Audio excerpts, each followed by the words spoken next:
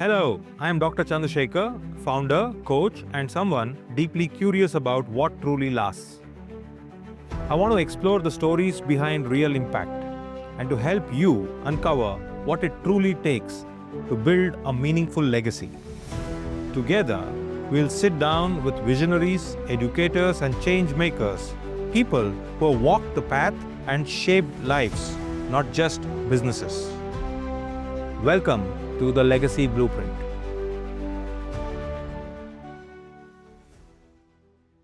Welcome back to the Legacy Blueprint, where we don't just talk success, we talk significance. In this episode today, we are diving deep into the kind of legacy that isn't built in boardrooms alone, but in classrooms, training halls, government programs, corporate corridors, and community initiatives. My guest today is someone who has mastered the art of contribution with creation, where every project leaves not just an impact but a blueprint for others to build on. Raghu Dutt is a corporate trainer, DEI and inclusion facilitator, mental toughness coach, an entrepreneur with over a decade of experience shaping leaders, teams, and change makers. He's the founder of the Good Talk Factory, an NGO dedicated to meaningful conversations. Raghu is the CEO of Kaitaki Innovations, a startup driving inclusive product and accessibility ecosystem development. From training Microsoft Teams to working with rural educators in Telangana, from delivering leadership development programs for corporates in Florida to shaping environment and government initiatives like the Badi Bata program, Raghu's work spans continents, sectors, and communities. He's a certified NLP practitioner, a sports psychologist, and someone who has stood as a human book at Microsoft, literally embodying the story of lived experience. He's not just a teacher of inclusion, he's a practitioner who has walked in spaces that needed a voice and left behind tools, empathy, and courage. Today, we're going to explore the story behind the titles, where his drive comes from, the moments that tested his compass, and the ways in which his life's work reflects a legacy of contribution and creation. So, whether you are leading a team, building a company, or simply wondering of if your actions can make a difference, this conversation is going to remind you that making your mark is less about scale and more about substance. Hi, Raghu. Hi, how are you doing? Good, thank you. And thank you very much for being a part of the Legacy Blueprint. It's a pleasure. Thank you so much for having me today. Thanks. So, let's get started then. Raghu, you have been donning many hats, Yeah. a trainer, founder, and an activist, an entrepreneur. But if you have to quickly share your story for the viewers today, how would you want them to remember you? Uh, Probably somebody who made more sense wearing hats rather than just survival. Because all the hats that you've mentioned, all the designations that I had or the work I did is not for my survival purpose. It's more for creating an impact in whatever I do. So I do with heart. And then the moment I feel, yes, this is what it is, then that's where I go into the world. So how people remember me, it's again their choice, but how I want to be remembered for myself is a person who made sense taking this birth. Fantastic. I mean, that's a very powerful note to begin. But let me kind of retract it a little. And as we step back, see, when you said that I want people to remember me for what I'm worth and to make a mark, what time in your journey, if you can actually put a pin on it and say that at this time is when I actually made a choice between making a mark versus making a living?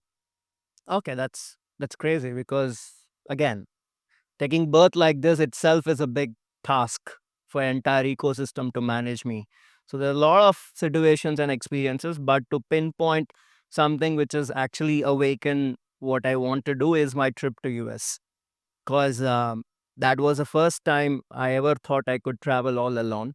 without any caregivers to come by.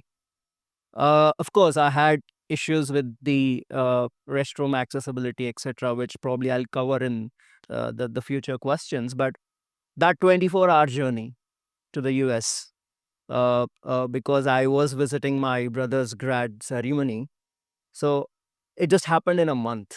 Got an invite, visa approved. I thought that was a joke. But then when the tickets came in, I was like, dude, this is absolutely serious enough. And I was preparing my mindset towards holding myself in those 24 hours. So that was something which shook my life, in every angle and every direction.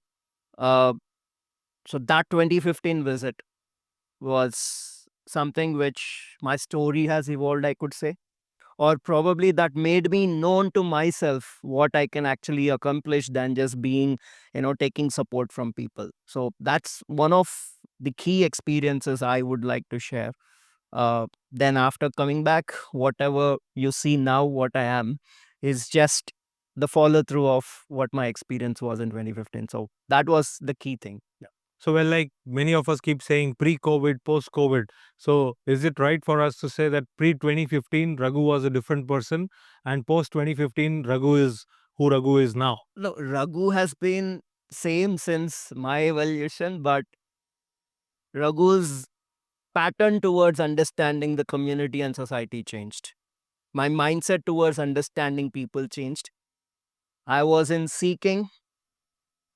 Now, this post 2015 trip, it's more of giving.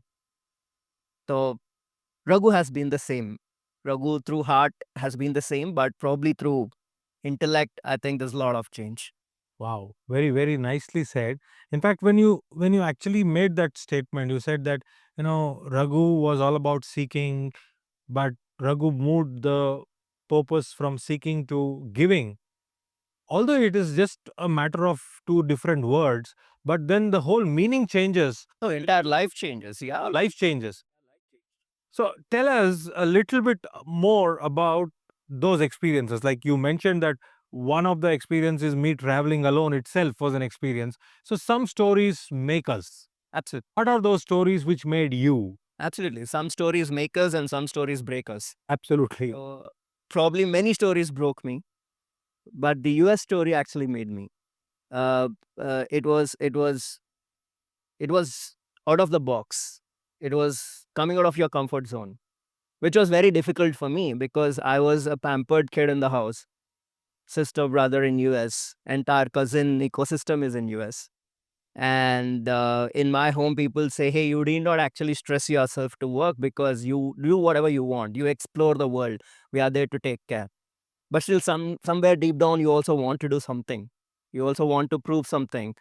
Not for the world to recognize, but for me to understand whether I'm capable or not. So that 2015 April, May, June times, if I might say, uh, traveling was one thing, excitement, all alone, first time, a foreign trip, because I was the one not even moving out of my home. Just wandering here and there across Hyderabad's places or within India, very few places. All of a sudden, from a district to a country that's huge. That's humongous. If I may put it, it gave me a rebirth of understanding what myself can do. So, of course, the concerns were there, like, the restrooms. Of course, we have accessible bathrooms, but how I could use or how people with disability or elderly can use was something which started in my brain. So, for the startup, I eventually started in 2022. I might say somewhere deep down, the seed was implanted in that trip because my cousin introduced me. He called me up and said, don't worry. You just eat whatever you want. Come back home. I'll introduce to an instrument which will take your breath off. I was like, okay, but then what about 24 hours? And I couldn't sleep because the metabolism is such that I eat, I sleep, and I have to use the loo. So I was just on apple juices, etc., to keep myself awake. And then, fortunately, the moment I've entered my cousin's home, he introduced me to a fascinating instrument called bidet.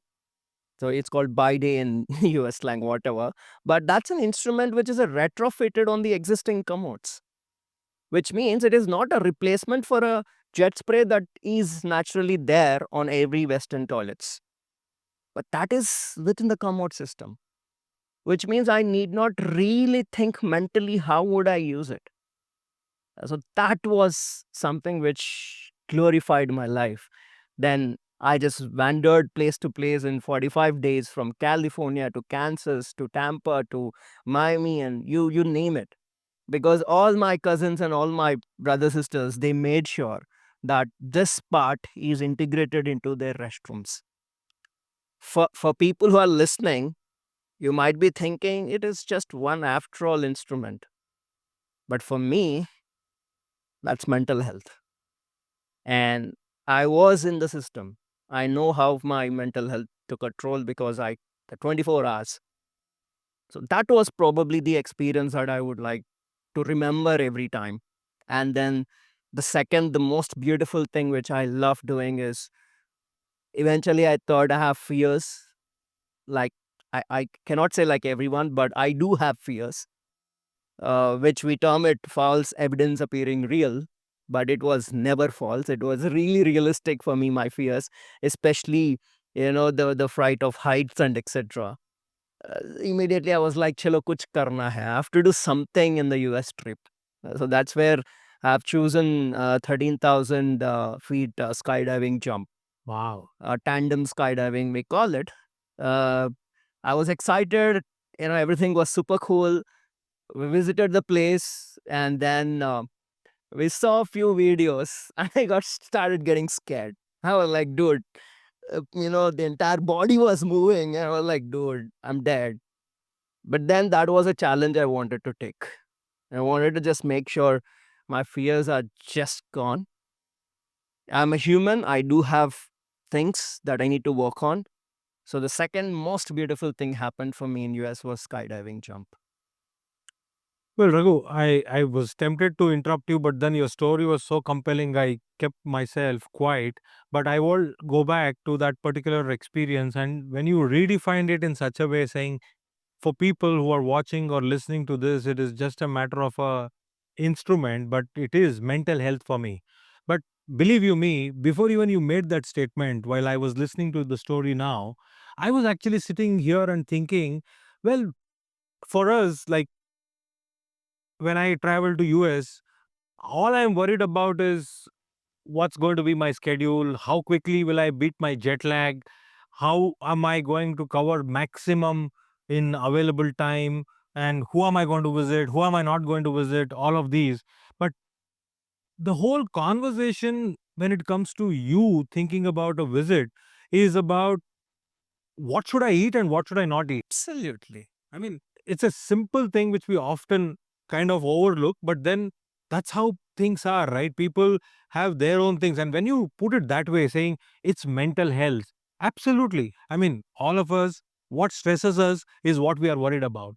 And you gave a beautiful acronym, definition for the word fear, false evidence appearing real. I think half of the stress we keep putting inside us is because of this fear, Absolutely. that fear of the unknown or fear of something which we keep on building it up. So, the one thing, thank you very much for sharing that, but the one thing which I am personally taking back is we don't really understand the word inclusivity or inclusion in the total sense of the word. We just say it because it is either good to say or empathy or maybe, yeah, that's how the world is asking us to behave and to fit in into the whole thing. So inclusion is good and fine. But you are a person who's at the center of this entire inclusivity circle. What is your take? And as a country, as a society, where are we heading? And have you seen any change post 2015 in your own way of looking at life here in back in India?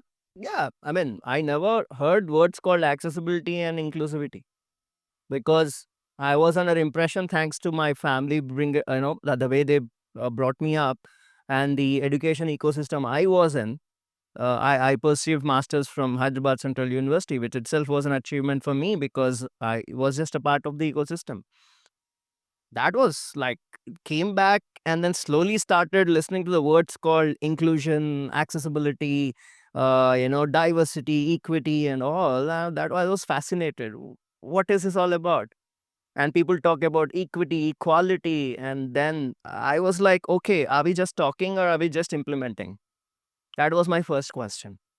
So for me, coming back to your question, what does inclusivity means? Absolutely, inclusivity is not charity. This is my humble request to all the ecosystem stakeholders who wants to just have a checklist done for your corporate system or for your policy system. You're not doing any charity for us. This is our fundamental right, which Supreme Court has given, which RPWD Act 2016 has given. This is not a donation that you're doing. It's a part of the society that we have to be included towards making a community better. So inclusivity is not charity. Accessibility is not charity. It's absolutely you have to do it. Whether I use it or not, leave it to the people. But use it. Do it. Don't just talk. Implement it. And that's where I see inclusion in my life. Now I'm talking about it because I understood little about it. Again, I cannot say I know the entire 2016 RPWD Act by heart. No. But I know few things which I'm working towards. Creating spaces accessible, understanding what are the dimensions of your accessible restrooms. But at least I'm trying to find solutions. In the introduction, you said activism. I'm not here to just raise my voice. I'm here to ask and say, hey, I also give you solutions. Because most of the people talk. I don't fall into that category. I ask, hey, you're doing good, but if you do it better, this is where we pitch in. That's inclusion for me. Well, that's a good segue for me to come to the fact, which is your founder hat, the Ketaki Innovations. Tell us a little bit about what exactly you do and how does this add to that bigger picture of you asking and creating that sensitivity in the society? Yeah, see, the most forgotten or a niche department of the entire ecosystem is bathrooms. People don't talk because people feel it's a personalized space. God bless, but for me, it's not. For me, I see a public restroom as a public restroom, and you are making an accessible restroom for PWDs, make it the way it is. And the entire pain point happened with my trip. I said you the seed. Now that seed has slowly grown into a plant. And the plant was within the Indian ecosystem when I traveled. I used to come back to my home. I was, as you mentioned in the introduction, I was trainer and counselor. So I used to visit the engineering campuses, not eat anything in the afternoon, just be on coconut juice or whatever juice they give, stand for 6 hours in training, come back home, then eat heart full and stomach full. So because I know that my bathroom is already equipped. But what happened eventually after 5 years, 6 years of going through this, routine, my body was not taking it. And my mind was already in a stake. So then during the COVID, I was like, what are we doing? You know, probably for the rest of the world, COVID made you stay back home. But for me, COVID existed every time because I was already at home. So I don't see any difference. But what the COVID time gave me was a chance to revisit what I can give back to myself. I'll be selfish here. I'm not doing it for community. I want to do it because tomorrow if I visit this place, I want to see my instrument here. So that's where concept started. And then I saw hand sanitizers being used with just a tap on the feet. You just tap and then the sanitizer comes and you nicely do it. I was like, okay, which means we are trying to get back to untouchability. God bless. Very good. Now, how can I make this more a better version of it? I spoke to a bunch of engineering graduates who are in mechanical engineering and I spoke to them. I said, you know what? I have a pain point. I have a very legit pain point, but I'm not equipped technically to take it ahead. But I can sell the idea in the market. I might not sell the product in the market, but I can sell my idea. I have my story behind the idea. I have the people in the ecosystem who can hear to my story, but I'm not equipped to be a business person. Then they asked me, are you doing it to make millions? Are you doing it to create an ecosystem that has impact? I got my answer. And that's where they came in. We've designed something called Bidet for the Indian use, which is already existing. I'm not an innovator, I'm not an inventor. Bidet system was already there. But I innovated to this system into our own existing. To the local need. Absolutely. And that's where we spoke, how do we start? And 2022, we've realized, how can we make it happen and what can we do? Accessibility is a very big term. Now, in that big ocean of accessibility, can I just pick up boon of pani and say, I want to focus on this first? And that first one was bathroom. And then it was the instrument. And that's where we said, you know what, let's shoot this. It's been 3 years. And I'm glad to say I'm still struggling. I'm not shy enough to say, because the ecosystem is still not understanding the importance of having this product. But 3 years, we know the end users, we know the beneficiaries, we have received a lot of feedbacks from them during the prototyping and iterations. We implemented it. That's why I say Kaiteki Innovations is born out of a pain point and has worked with the beneficiaries' feedback. And we want to get it to the part of the ecosystem. Yeah, so I mean, it's very heartwarming that you used the time which you had in COVID to look at and try to create this, and I'm absolutely certain that Kaitaki innovation is the right step forward.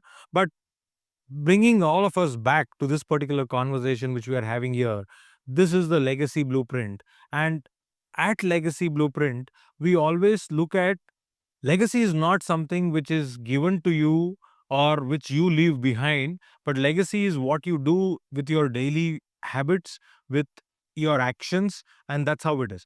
Why am I bringing that here is you said that I went through it, I experienced it, and now I modified it to suit the requirements of the society here. And you also made a very candid statement. You said, I'm glad I am still struggling. Now, I want to kind of mirror this to the audience that whatever we firmly believe and we try to put our best foot forward over there, it's not a cakewalk or it's not a bed of roses. It's always going to be a lot of learning, a lot of unlearning, and a lot of action where you have to maybe take a couple of steps front and then a step backward.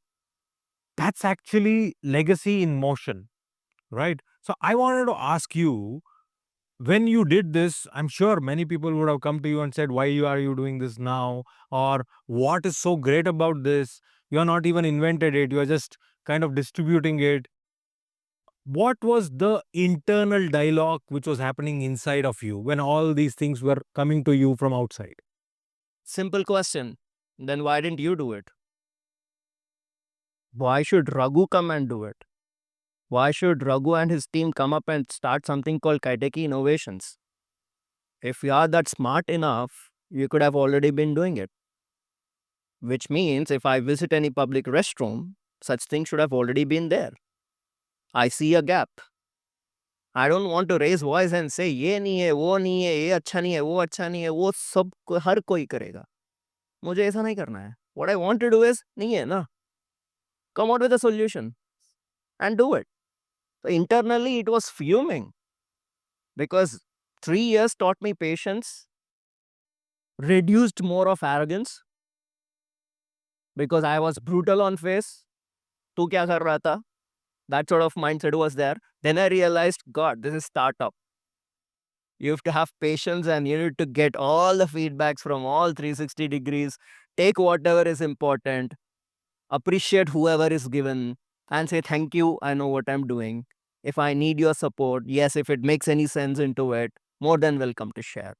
That is what the legacy for me is all about. For me, legacy is not about, as you said, what people think about me after I take off from this earth. Nah, for me, legacy is about no matter whether it is Raghu or Kaiteki, it's about the impact and the necessity that these things has to be there, implemented, not just spoken about. But don't just speak on December 3rd. Talk about policies on December 3rd. When you're talking about policies or when you're talking about December 3rd, integrate them into your system and ask, what do you need? Don't sit somewhere in an AC room and make rules for us or norms for us. Have us in that meeting and say, hey, dude, what do you want? What is bothering you? And that is why my legacy talks about. I'm not here to, like Ratan Tata ji, I'm not here people to just glorify, but what I learned from Ratan Tata ji is the same thing. He has not done anything to showcase that he is powerful. He's just done it because it is a need. It is a necessity, and he just did his work. He was like, for me, what I learned from his story is, again, this is connecting towards why I want to leave something behind is just do your work and perish from that place. Let people for whom you did that, let them enjoy the fruits. So that's what I want to create. No, absolutely. I mean, it is very, very powerful that you bring this out. And in fact, no better example than Ratan Tata ji. I am a big fan of his, and the kind of legacy he has left behind is impossible for common people like us to even imagine what kind of an impact he has created, not just in India or in Mumbai or this part of the world, Humanity. the whole, as you rightly said, humanity. But the interesting part was in while talking about Ratan Tata ji, but also about when you talk about yourself, you said that do what is necessary. So I think that is the mantra here. If you are really concentrating on doing something meaningful and worthwhile, forget about the big words. Come back to basics and do what is necessary. And as Raghu rightly said, do something which will add value to the people who need it, and they are the people who actually will reap the fruits of it. That's the whole thing. I want to add one point, if I may. Yeah, sure, sure. If at all the entire humanity wants to remember our work, I'll be very brutally honest again. We don't want them to remember us for being the most taxpayer on this earth. You know what I say? Absolutely. We want them to remember us by saying the most impactful organization. In simple, if it has to hurt people, let it hurt, but that's how I am. Unfiltered conversation. I don't want to be a multi-million company paying a lot of taxes and say, you know what, I'm paying tons of taxes. That's my business range. I don't want to be called like that. I want to be called, look at him. Now, if I go to a bathroom, I has his bloody product. That's the legacy I want to leave. No, absolutely. And I think your actions have already spoken louder and before than you spoke just now, because if I go back to your profile, your journey, you're one of those very few people who started a foundation before a startup. Yeah. Normally it's the other way, right? People start startups or companies, and out of the profits and thanks to the mandatory CSR, they say, okay, let's create a foundation or let's adopt a cause and we build on it. But then in your story, in your journey, whenever I plot the whole thing, that the good talk factory, the TGTF is what you call it as. So that comes much, much, much before the Kaitaki innovations, which came in 2022 or whatever. So talk us about that, and that itself is the proof of the pudding that you believed in impact before than income tax. Correct. Yeah. Because everybody is filing ITRs now. For me, heart was always what I've always learned in my life. You know, for me, seeing people's story is something fascinated because I had a lot of stories. But unfortunately, during this 2018 time, somebody in that student community recommended my name to a so-called big platform in Hyderabad, which I really don't want to name because I'm not that bad enough in my life to name and shame somebody else. But thanks to them, I got back a call from the student saying, you know what, I have recommended Yas, but then immediately they started searching you on social media. I said, I'm socialized person. I'm there in front of you. I'm not on social media. I'm a social person, but I'm not a social media person. I'm not a social media funky person. I'm there right in front of you. Shoot whatever you want. But then surprisingly, they rejected the recommendation because I was not famous. Then I was like, then what am I doing all this life? If I'm not famous and a celebrity to my own life, then what am I doing? It I was furious. 2018, furious. Then we said, I don't care. Who are you to decide whether my story is legit or not? Then I spoke to bunch of friends. I said, we're gonna start a platform which is open for every commoner to share. No tags, no strings attached. No matter if that person is the richest or the most celebrated person on this earth, or no matter that person has no visibility on social media, this space, when you walk in as a human having the story. And that's where I started in 2018. And then when we thought who could be the first speaker to launch, bunch of people were saying, you know, इसको बुलाएंगे उसको बुलाएंगे थोड़ा buzz create होगा और थोड़ा हंगामा करेंगे हैदराबाद में. And I was like, dude, the entire crux of us is to bring somebody who we need to celebrate. And that's where we brought in a child who I used to take care of the education. I took care of that child's education for good 6 years. So I thought, who better than that? Because that kid lost a father at a very young age, battled the odds, comes from a low income community.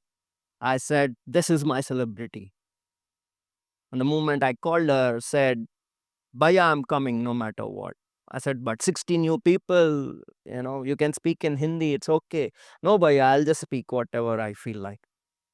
When that kid spoke, we were on tears. And that day, I said, this is here to stay. No matter Raghu stays or not, the Good Talk Factory is here to stay because we celebrate stories.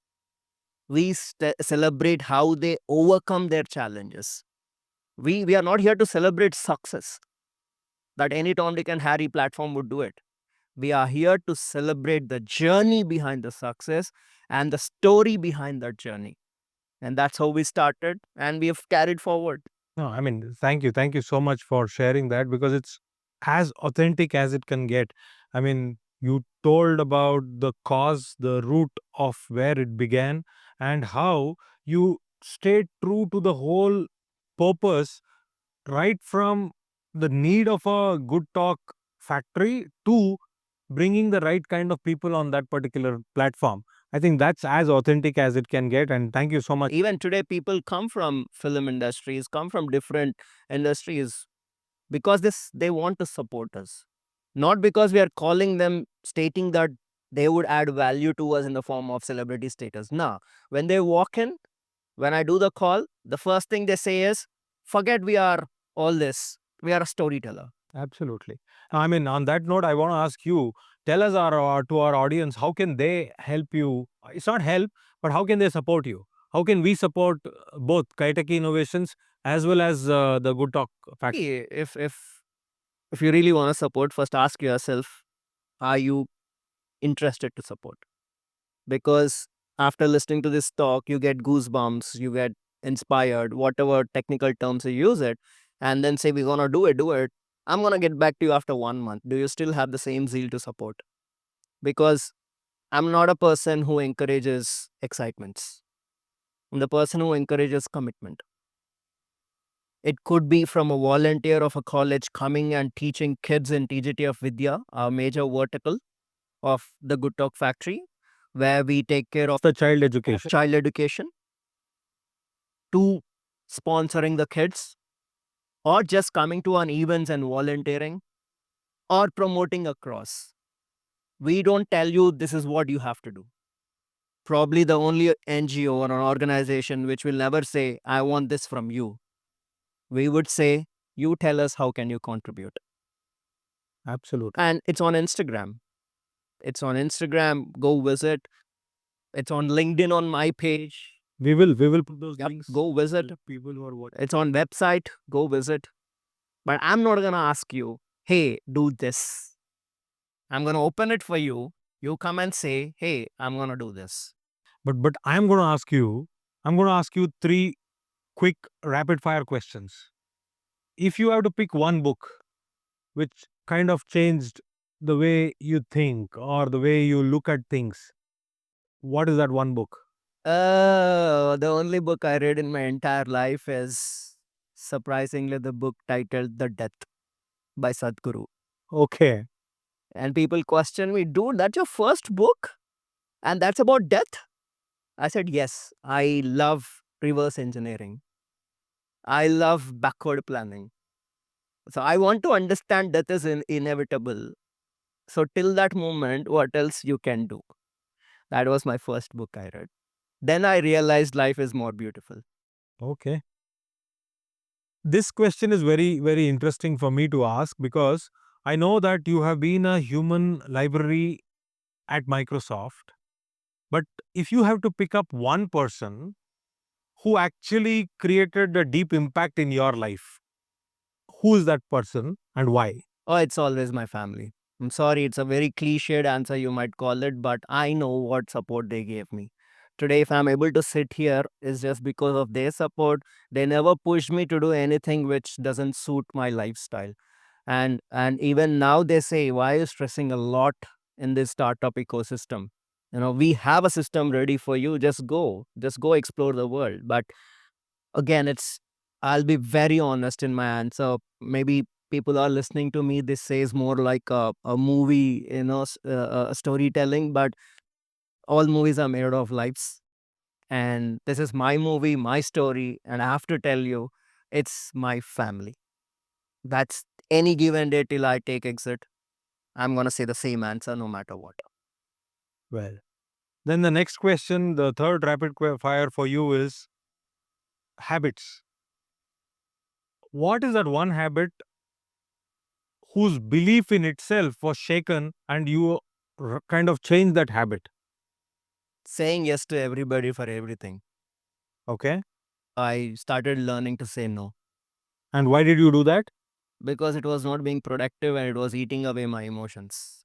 But stay with me here for a while. When we hear this, you don't have to say yes to everything. You got to say no. But the next immediate and logical thing is you need courage to do that. Yeah. And you need a lot of experiences to do that. So where do you muster that courage? Again, it's all the ecosystem I have in the family because they know I'm getting emotionally boiled. I have a bunch of good friends who treats me like how they treat me. No sympathy, nothing. And that's where I learned probably I should say no if that is consuming me, my emotions, my life. And if it is not eventually helping me in making better, I'm sorry, but I'm a human. I'm just an ordinary human. And I have to learn to say no. And it is okay to say no. It is absolutely okay to say no because you're not universe you are not the god that तथास्तु सब कुछ हो जाएगा नहीं होगा तो इंसान है तो कुछ कर सकता है तो कुछ नहीं कर सकता है जो तेरे हाथ में नहीं है छोड़ दे Absolutely. You don't want to be a god in people's life you just be a human in their life Absolutely. Raghu, you mentioned you had good set of friends and they kind of treated you well without sympathy, without that kind of extra advantages. But generally, when we look at people with disability or people who have that kind of a challenge, it's very common, and I'm going ahead and making that statement here on the camera. It's very common to feel that extra sympathy for people and say that life did not deal a good hand for them, let's be kind and all that. But that's from the point of view of myself. Like, I'm talking from my personal perspective. And I'm sure many people will resonate with me. But how do you, on the other end, reciprocate or respond to that kind of a thing? Or let me also ask you, in addition, how do you want people like us to react and respond to people like you? Before that, if I may ask you a counter question, which is not a counter, but it's just asking you a simple question. If at your education, the basic education in schooling, if there was a lesson on, okay, empathy, and if there was a lesson on sensitization, would it change your approach towards looking a person with disability? Absolutely. That's my answer. Absolutely. That's my answer, because we have never been fed all these things in school. The only thing we were fed is math, science, math, science, math, science. दोनों में एक choose करो, निकल जाओ दुनिया से. I choose social. I choose history. I choose sports psychology. I choose NGO. I chose training and counseling. I chose startup, NLP. NLP. You ask me, I chose it because I want to make sure what I do has a ripple effect in the community, in the society. So you answer to my question. Now I'm going to answer to your question. Why should you even react? Just respond. You don't know, you don't know. Fair enough. And not every person with disability has a a black and white movie of sympathy, crying. That no, dude, I have the most beautiful, colorful stories. Colorful stories that my family gave me. But as a human, you have your own pains. I have my own pains. Only thing is, how you take it ahead, I take it ahead. Makes more sense. Absolutely. So, why should you even judge someone? Forget about person with disability. Why should you even judge any human? No, that's a great point. That's a great point. Because who are you to judge somebody? You don't know the person's story. You only have heard. You've never been. Come on, do you judge yourself? I'm sorry to say this, but a person with disability is not your inspiration pawn, where you just drag a lot of inspiration from a body and say that person can do, you can do. Dude, you do what you do. You do what best for you. I do what best for me. So I started responding, not reacting. I was a head start guy. I used to say, people, तू अपना काम करते, मेरी physical disability से तेरे को क्या है? That was my approach to life. But slowly when I realized it's not their mistake. We have never created that awareness. We have never taught them from the school life. No, that's a fair point. The sensitization of people should begin very early. And I mean, okay, we can always say this. Okay, it never happened to us in the school, so we cannot take the blame. But what are we doing about it for our next generation? At least now you teach them. Yes, what are you doing about it? That's important. Well, if you're sensitizing your kid, if your kid is meeting me, if you tell that kid he's just a human, just go shake his hand.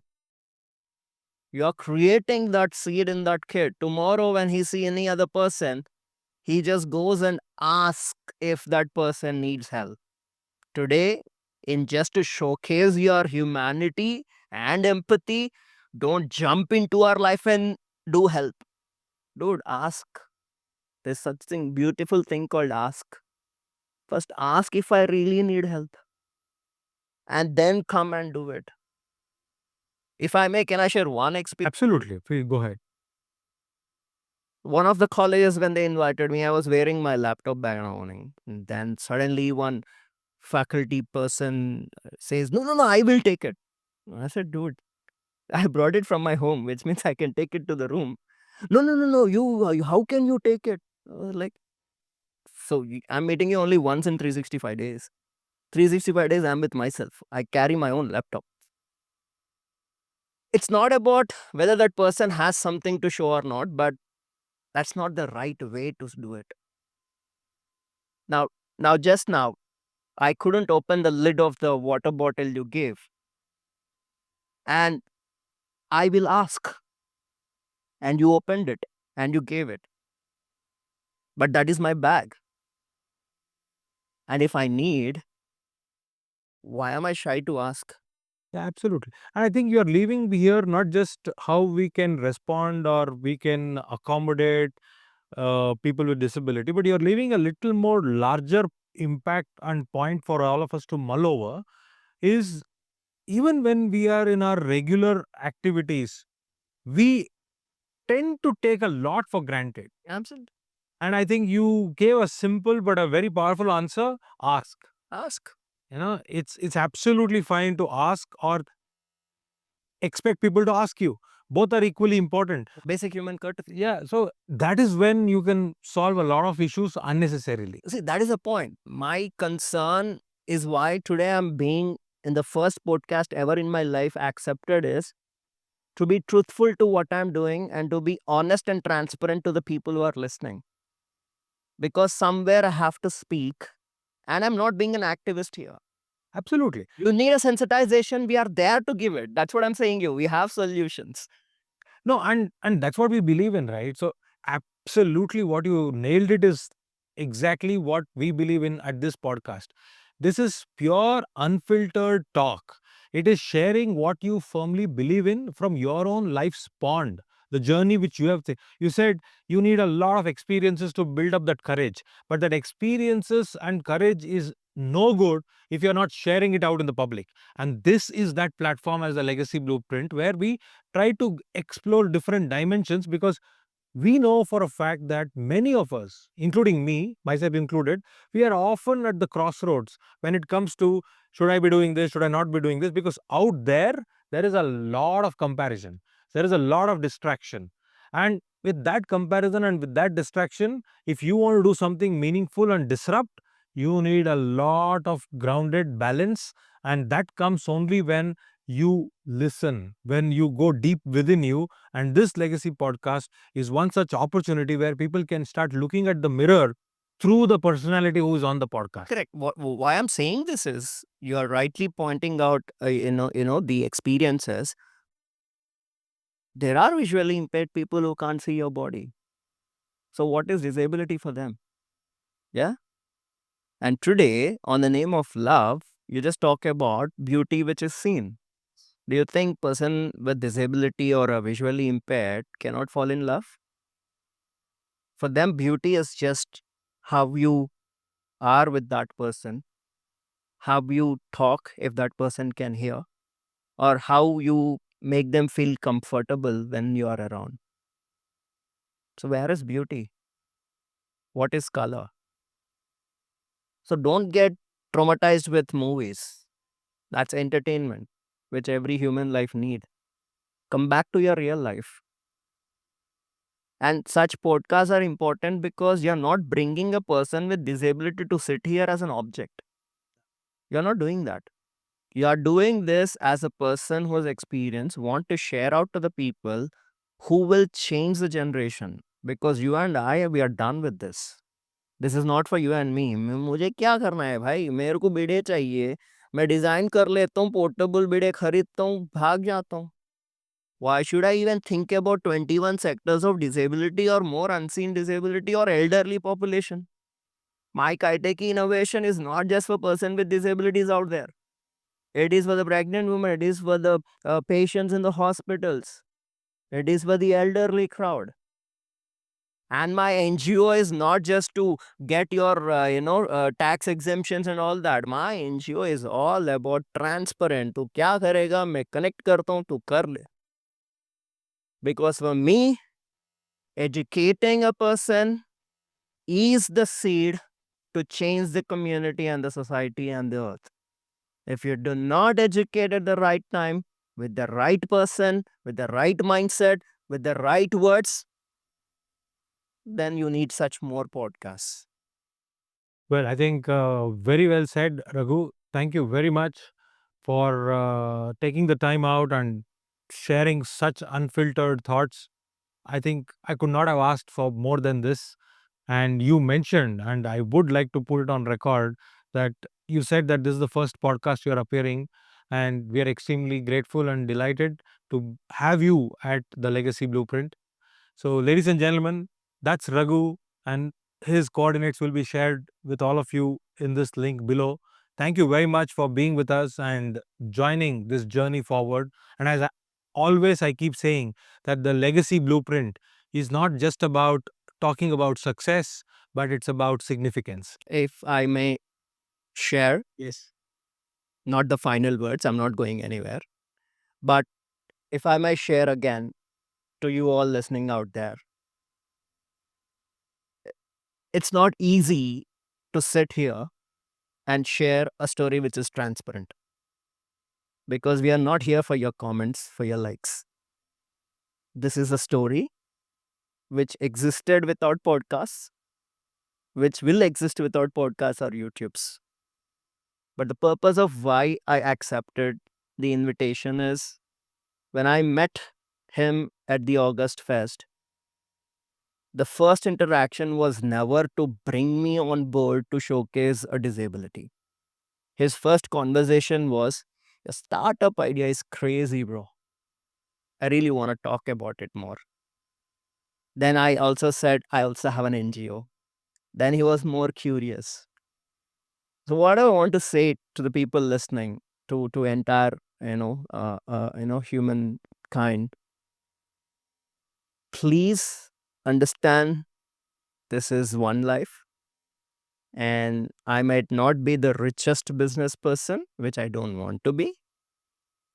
I might not earn crores of rupees to become a unicorn, or I might not be known, and I might face more rejections from people to get the funds or investments, or my product might not be still be a part of the ecosystem, or maybe nobody will buy my product. Do you think I'm gonna quit?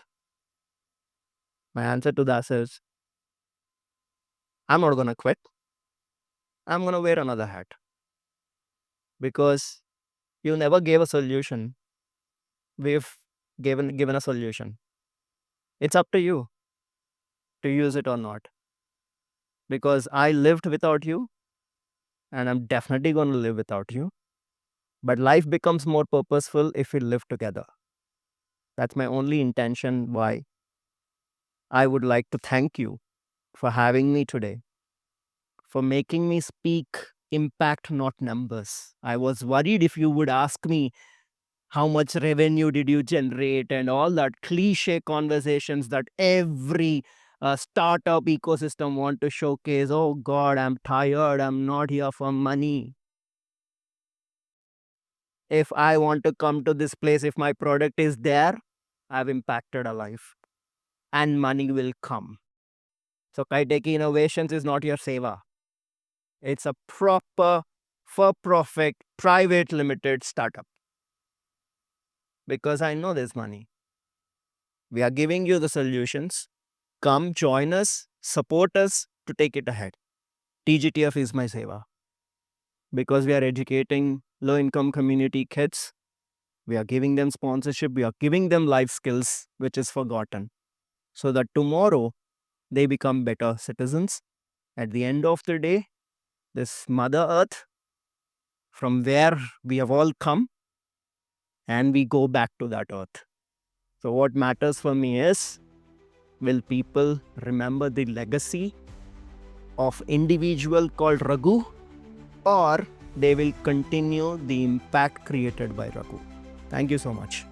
Thank you once again, Raghu. Thanks a lot.